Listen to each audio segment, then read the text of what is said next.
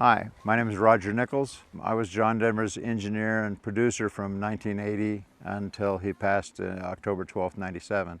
John called me up in 1980 because he wanted to make the sound of his records a little bit more hi-fi, because I'd been working with Steely Dan since 1970, and he liked some of those records and some of the other things I had done. So I met him at the Beverly Hills Hotel, and he just, "Hi, I'm John. You want to come to work for me and make my record sound better?" I go, "How could I turn that down?" "Yeah, sure." And then working in the studio ever since, and working with a great band that he had, all the ex-Elvis band members. And so everything was perfect. John's vocals were, one-take wonders, and the band was one-take stuff. And I went, "This is going to be easy. I might not even have to show up." And then I was a little bit familiar with John's humanitarian actions and stuff, and I liked some of his records, but I wasn't a huge John Denver fan until I met the man. So 5 minutes later, I consider myself the #1 John Denver fan, is John Denver the person. I got to do a lot of things with John Denver in that regard.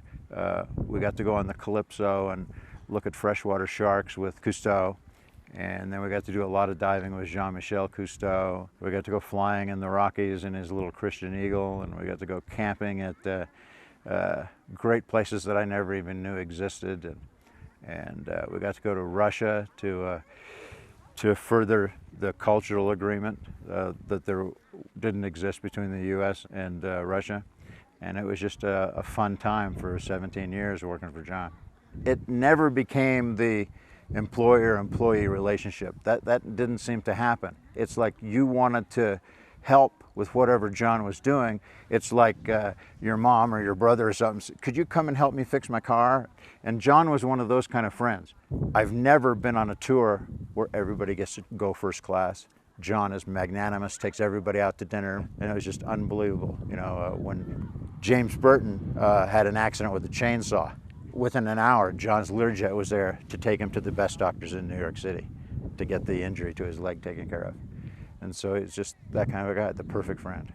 And because of John Denver's energy, you over here independently are going, "Well, if John can do that, I can help do that. I can plant a tree. I can do this. I can do that." And so these millions of people that those kind of things happen to, I've never seen that with anybody else. And when we started looking at doing concert tours around the world, the broadcast industry had these ratings of how well known somebody's name is around the world.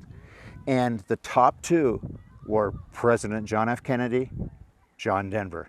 Everybody in the world knew who John Denver was, just about, right?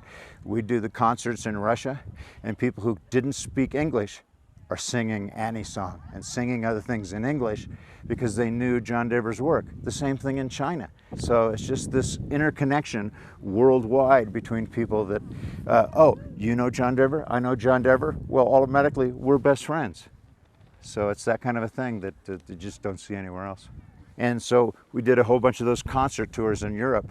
Just that, John and his guitar in these concert halls where you didn't need any amplifiers or anything, so you could just hear John raw.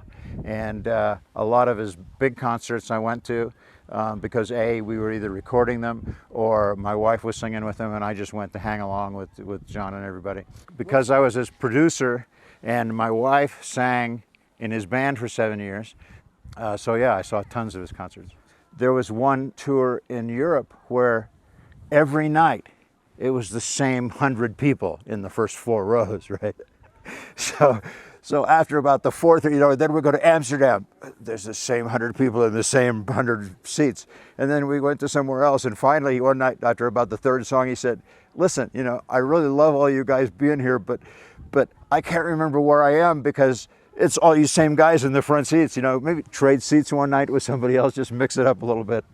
And everybody laughed and loved it. And they just, are just great, not only John Denver fans, but I don't know whether it's because they're John Denver fans, they become environmentalists, or because they're environmentalists, they become John Denver fans.